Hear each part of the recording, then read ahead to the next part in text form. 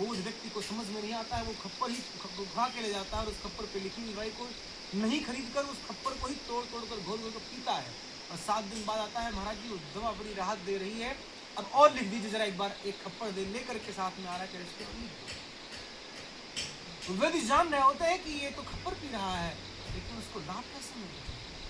वास्तविक में आपके जीवन में आपकी वैचारिक शक्ति जब स्ट्रांग होती है, आपको प्रतिकूल अवस्था में भी सुख मिल रहे होते हैं।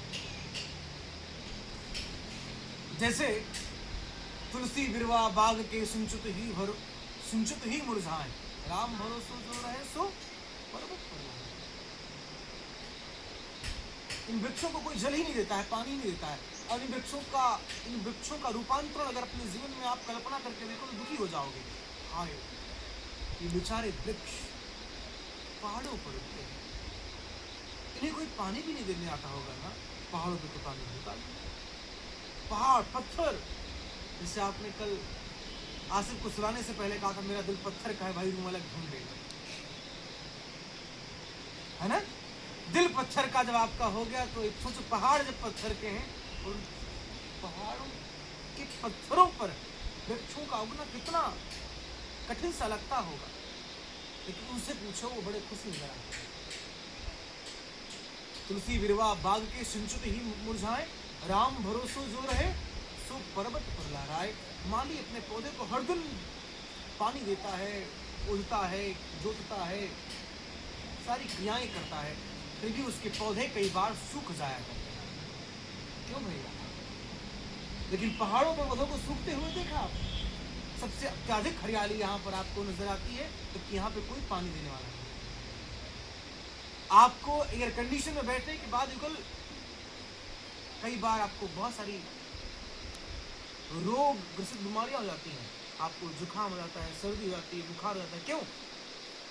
कंबल में, हीटर में, गीजर से स्नान करने के बाद, हीटर में रहने के बाद, ग्लोवर चलाने के बाद जब आपको ठंडी लग जाती है, आप उन्हें भी कल्पना करें,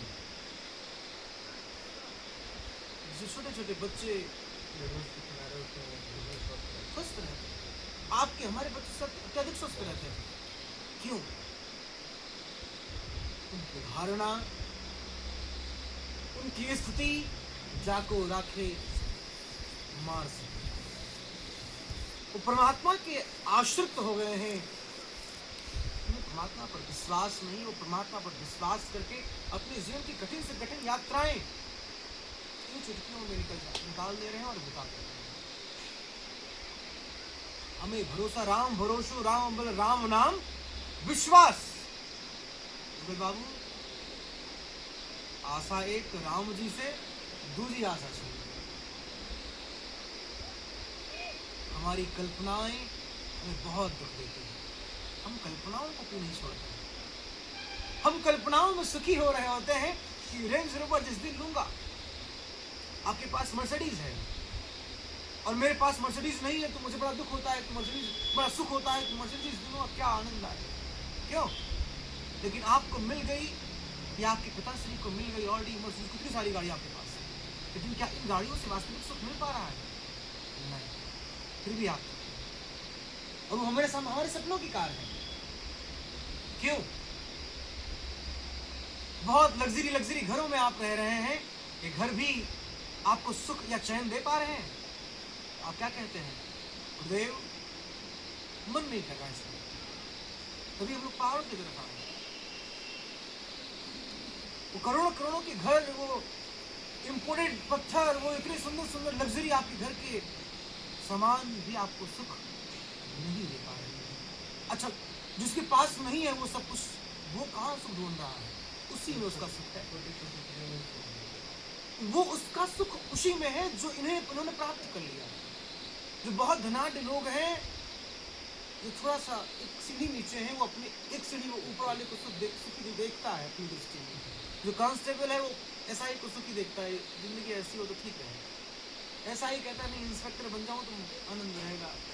इंस्पेक्टर कहता है नहीं गुरुदेव मजा नहीं आ रहा है, सीओ साहब का बड़ा ताना सुनना पड़ता है, सीओ बन जाओ आनंद है। सीओ कहता है एडिशनल एसपी बन जाऊं तो बड़ा आनंद रहेगा। एडिशनल एसपी कहता है कि मैं थोड़ा सा, वास्तव में सुख अच्छा, सब अपने अपने स्थिति में कल्पना ही कर रहे हैं। भारत का उच्च पद पर बैठा हुआ व्यक्ति भी कल्पना करता है कि मैं इससे ऊपर कुछ प्राप्त कर लूं तो खुशी होऊं। अभी हमारे उपराष्ट्रपति महोदय ने रिजाइन कर दिया, अपने पद से इस्तीफा दे दिया। धनखड़ साहब ने रिजाइन कर दिया, मुझे नहीं सुख है इसमें। उस पद के लिए बहुत सारे संसार के लोग ललायित होंगे कि ये सुख मिल जाए, ये पद मिल जाए तो कितना आनंद रहेगा। उसमें सुख नहीं था, तो सिर्फ तुम्हारी कल्पनाओं में सुख था, तुम्हारे भविष्य में सुख था, तुम्हारे विचारों में सुख था कि ये सब कुछ मुझे मिल जाए तो मैं सुखी हो जाऊंगा, ये सब कुछ मुझे मिल जाए तो मैं खुश हो जाऊंगा। लेकिन कुछ नहीं मिला था, और मिला तो सुख नहीं मिला। जो सुख पायो राम भजन में सो सुख नाही, मन लागा मेरा यार फकीरी में। फकीरी में, किसमें? फकीरी में। विचारों में सुख ढूंढना बंद करना चाहिए। हम कल्पनाओं में सुखी हो जाया करते हैं। हम इतने अधूरे हैं, हम इतने उधार का जीवन जी रहे हैं कि विचार भी मेरे नहीं दूसरों के हैं। हम इतने बेचारे हो गए हैं विचार करते करते कि अब विचार भी बेचारे से लगते हैं। शब्दों के संबोधन पर ध्यान दीजिएगा, समझ में आ रही बात? ऐसे देखो, मैंने आसन ही नीचे की तरफ से बैठा हूं। हाँ,